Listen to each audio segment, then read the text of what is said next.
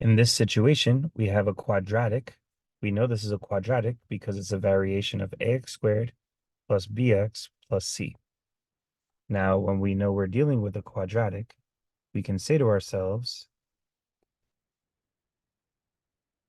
this is a quadratic, which is our reminder that we should get one side equal to 0 with the x squared side being positive. So here we kind of have that already.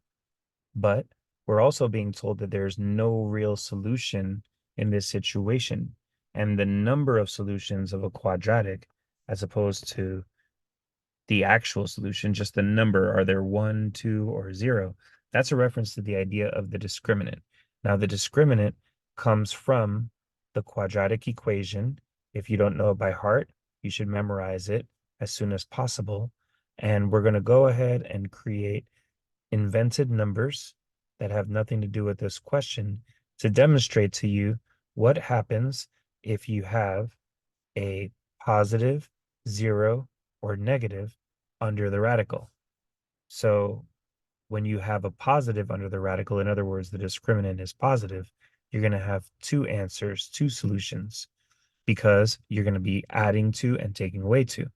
When the discriminant is 0, 0 under the radical, you have one answer, one solution, because we wouldn't really be adding or taking away anything.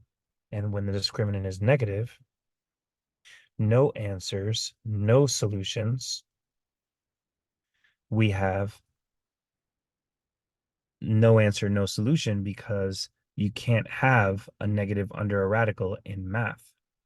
So here we're told there are no real solutions. So that's this one, b squared minus 4ac must be a negative number.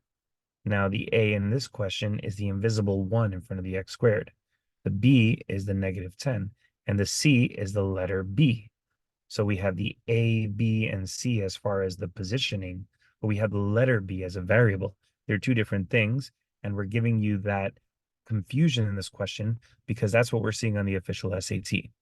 So b squared minus 4ac less than 0, that's negative 10 squared minus 4 times 1 times b less than 0, 100 minus 4b less than 0, add 4b to both sides, divide by 4, and you get 25 there. So 25 is less than b. That can be reversed to say that b is greater than 25.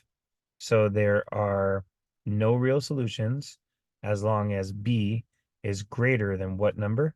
And that number is 25.